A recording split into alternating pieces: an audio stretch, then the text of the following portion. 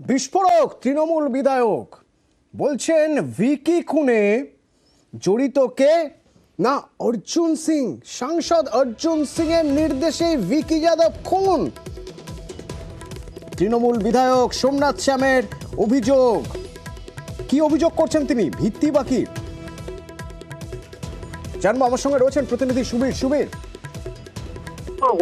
ভিকি যাদব খুনের ঘটনায় গতকাল পাপ্পু সিং অর্থাৎ সাংসদ অর্জুন সিং এর ভাইপোকে কিন্তু গ্রেফতার করেছিল ব্যারাকপুর পুলিশ কমিশনারের গোয়েন্দা দপ্তরের আধিকারিকেরা, এবং তারপরেই কিন্তু অর্জুন সিং এর যারা অনুগামী রয়েছেন তারা কিন্তু গোয়েন্দা দপ্তরের সামনে তারা আসেন এবং তারা জমায়েত করেন, এবং তারা কিন্তু প্রকাশ্যে দেখান যে সোমনাথ শ্যামের সঙ্গে যেই দুজন গ্রেফতার হয়েছে অর্থাৎ পঙ্কজ সিং এবং অঙ্কিত সিং, এদের কিন্তু ছবি দেখা যাচ্ছে সোমনাথ শ্যামের সঙ্গে ঘনিষ্ঠতা রয়েছে।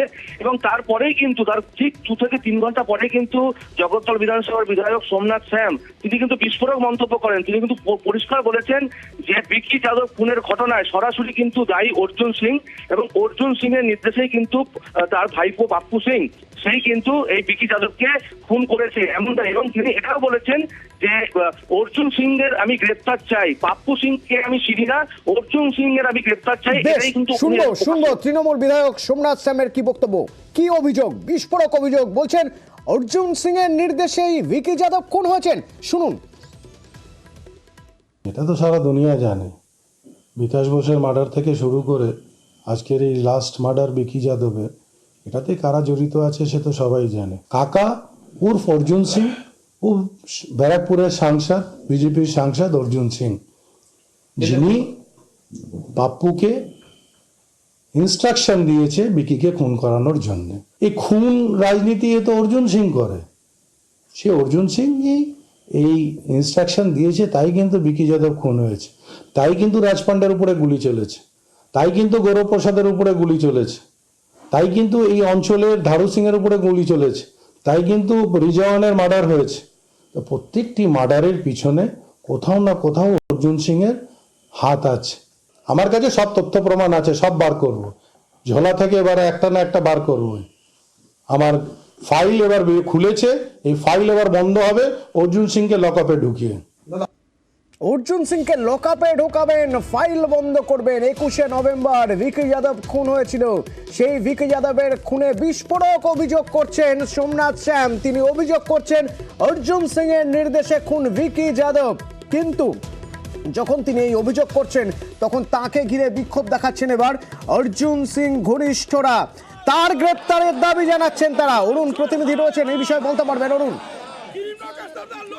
করার পর এবার অর্জুন সিং এর অনুগামীরা কিন্তু তার বাড়ির সামনে বিক্ষোভ দেখাতে শুরু করে। তাদের দাবি হচ্ছে যে অর্জুন সিং এর এখানে সোমনাথ শ্যাম এই ঘটনা ঘটেছে, কিন্তু সোমনাথ শ্যামের সঙ্গে তাদের ছবি দেখা গেছে।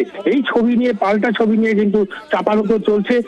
অর্জুন সিং এর যারা অনুগামী আছে তাদের দাবি হচ্ছে এইভাবে পাপ্পু সিংকে কখনো গ্রেপ্তার করা যায় না, এবং কোর্টে তাকে কিভাবে রাখা হয়েছে, সারা রাত তাকে লকআপে রাখা হয়েছে, কেন তার সঙ্গে এই ধরনের ব্যবহার করা, তার উপর যদি কোনো শারীরিক বা মানসিক নির্যাতন করা হয়ে থাকে তাহলে কিন্তু তারা ছেড়ে দেবেন না, এমনটাই দাবি করেন অর্জুন অনুগামীরা।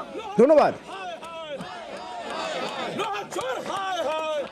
সবচেয়ে আশ্চর্য বিষয়, পঙ্কজ সিং যে সিপি সাহেব যার নাম বলেছিলেন যে এই ভিকি যাদব মার্ডার কেসে পঙ্কজ সিং 1 নম্বর অভিযুক্ত, সেই পঙ্কজ সিং এর সঙ্গে আপনারা ছবি দেখতে পাচ্ছেন যে জগদ্দলের বিধায়ক। প্রতিটা ছবিতে দেখুন এই পঙ্কজ সিং থেকে শুরু করে যত ক্রিমিনাল, সমস্ত ক্রিমিনালের সঙ্গে কার ছবি রয়েছে? সোমনাথ শ্যাম। যদি পাপ্পু সিং, সোমনাথ শ্যামের কথাতে পাপ্পু সিংকে অ্যারেস্ট করা হয়, তাহলে কেন এই ছবিগুলো, যার সঙ্গে সম্প্রতি ছবি, পুরনো ছবিও না, সেই ছবির ভিত্তিতে তা আমরা দাবি করছি তাকেও অ্যারেস্ট করা হোক এবং তাকেও জেরা করা হোক। আমার দলের বিধায়ক, এটা আমাদের দুর্ভাগ্যের, কারণ দলে অনেক সময় দেখবেন গঙ্গার মধ্যে অনেক সময় নোংরা চলে আসে, সেই নোংরার আবির্ভাব হয়েছে।